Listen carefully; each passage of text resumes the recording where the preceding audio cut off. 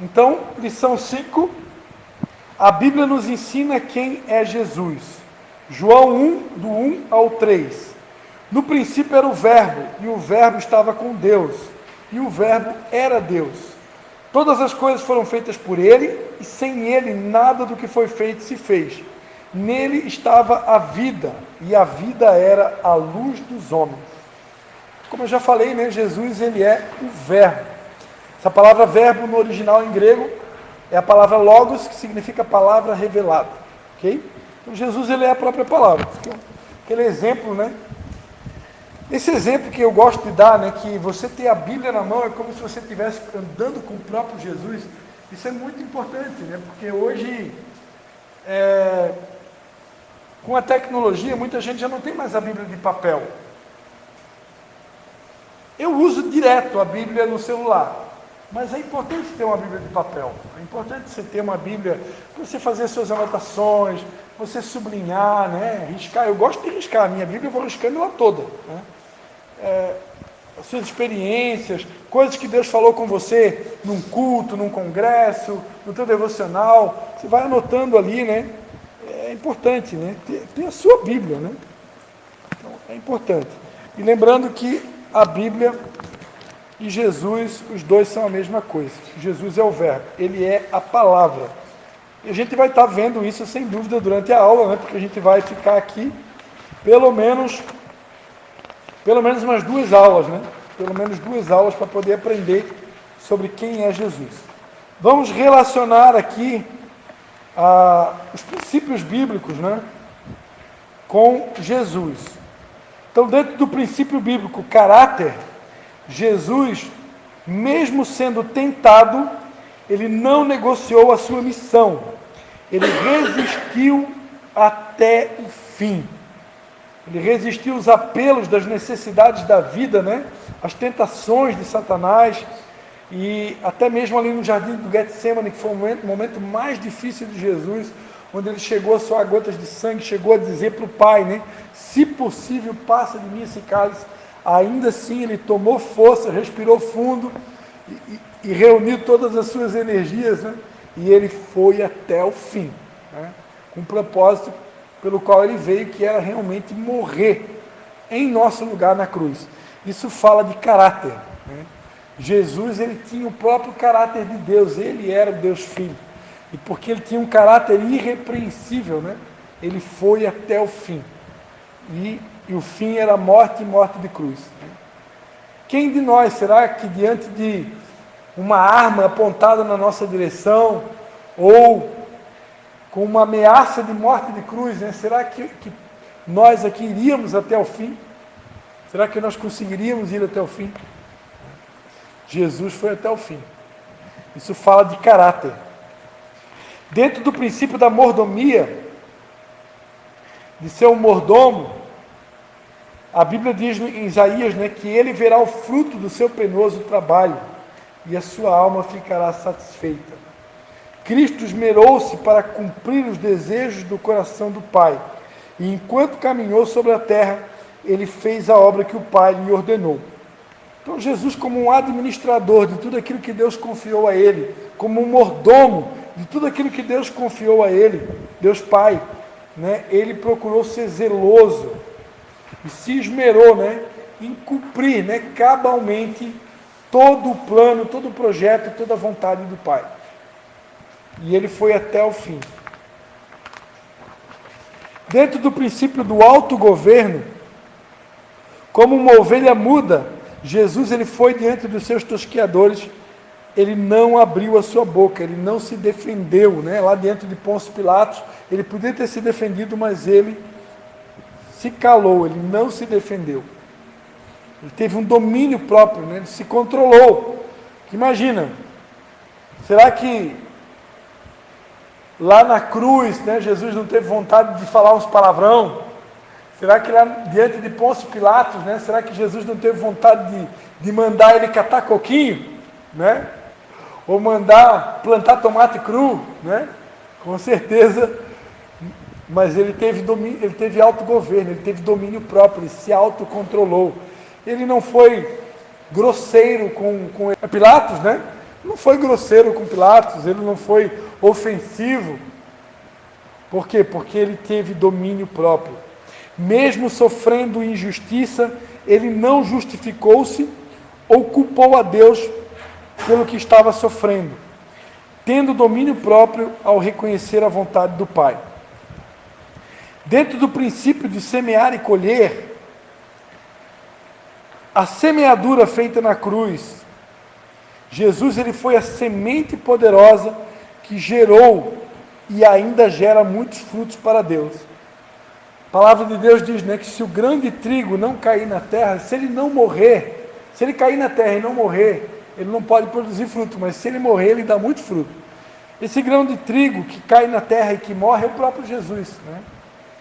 Ele é a semente que Deus Pai plantou aqui na terra, que morreu, e que essa semente sendo plantada na terra, Jesus, com a sua morte e ressurreição, ele vai estar gerando e vai continuar produzindo uma enorme colheita de vários filhos semelhantes a Jesus, que somos nós, né? Aqueles que estão aqui se esforçando, né, para imitar Ele em todas as coisas. Então Jesus, ele se autoplantou, né? Ele mesmo se fez uma semente e através da sua morte e ressurreição, Deus vai alcançar uma grande e poderosa colheita. Dentro do princípio da soberania, em Isaías 53:10, a Bíblia diz que todavia ao Senhor agradou moê-lo, fazendo-o enfermar. Deus fez Jesus ficar doente por nossa causa. Isso está ligado à soberania do Pai, a soberania divina. Deus é soberano e Deus decidiu sacrificar Jesus, moer Jesus em nosso lugar. Tem até um ditado antigo, né? Quem matou Jesus? Foram os romanos que mataram Jesus? Não, quem matou Jesus foi o próprio Pai, foi o próprio Deus. Deus amou o mundo de tal maneira que deu o Filho. Deus decidiu entregar o Filho. Se Deus Pai não entregasse o Filho, não acontecia nada. Mas Deus decidiu entregar o Filho. Claro que choca, né, quando a gente ouve, poxa, Deus matou o Filho. É uma expressão assim meio controversa, né? Mas então Deus entregou o Filho, pronto. Deus doou o Filho. Mas quem doou, quem entregou foi o Filho, foi o Pai. Tem até uma música da Fernanda Brum, né? Ele escolheu os cravos, né? Então o Pai decidiu entregar e o Filho decidiu morrer. Então tem até uma fala de Jesus, né? Que ele diz, né? Ninguém tira a minha vida, eu vou a dou. Então ninguém tirou a vida de Jesus. Jesus, ele se entregou. Então, o próprio Jesus, dentro do princípio da soberania, ele decidiu se entregar. Ele poderia, na hora que vieram prender ele poderia usar o poder sobrenatural, ele sendo filho de Deus, né? Podia ter dado a ordem aos anjos, né? Conforme está escrito, né? Darei ordem aos teus anjos para que não tropece nenhuma pedra. Ele poderia, né?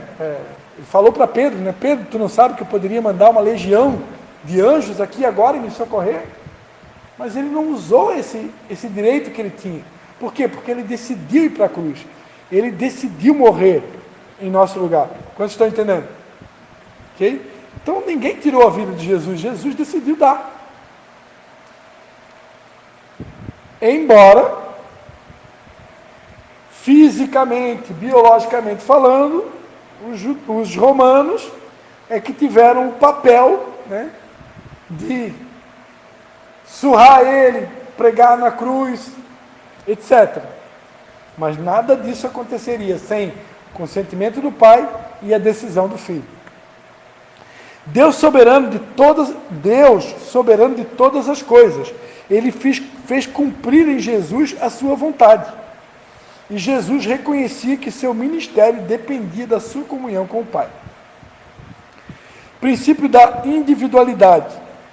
Jesus era o mais incrível dos homens, e ele sabia reconhecer o valor de cada homem.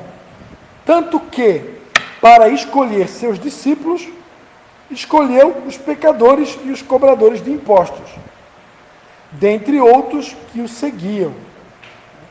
Então, dentro do princípio da individualidade, Jesus escolheu, né? Indivíduos, pecadores, cobradores de impostos para ser discípulo dele. Ele não pegou uma equipe prontinha, de pessoas perfeitas, né? Todo mundo semi-santo, nada disso. Ele pegou uma turma com defeitos, com pecados, para poder lapidar aquele pessoal. E aproveitar a individualidade, as características de cada um. Embora fossem homens pecadores, tinham qualidades que Jesus soube como lapidar e usar. Por quê? Porque ele, sendo Deus, ele não faz acepção de pessoas. Ele nunca tratou melhor os ricos do que os pobres, pois aos olhos dele eram todos carentes de Deus. Então Deus não faz acepção de pessoas, ok? E por último, o princípio da união. Jesus uma vez disse: eu e o Pai somos um. Ele sempre estava unido a Deus e Deus sempre o ouvia. E essa união foi responsável por trazer de volta o homem para Deus.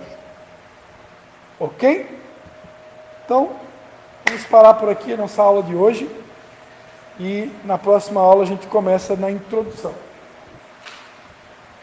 Quem que ora agradecendo a Deus pela nossa aula? Thalita, hoje está de aniversário, vai orar, Thalita? Agradecer a Deus pela aula. Vamos botar os jovens, né? Jovens, vocês que são fortes. Ora aí, Thalita. Fica de pé, pessoal.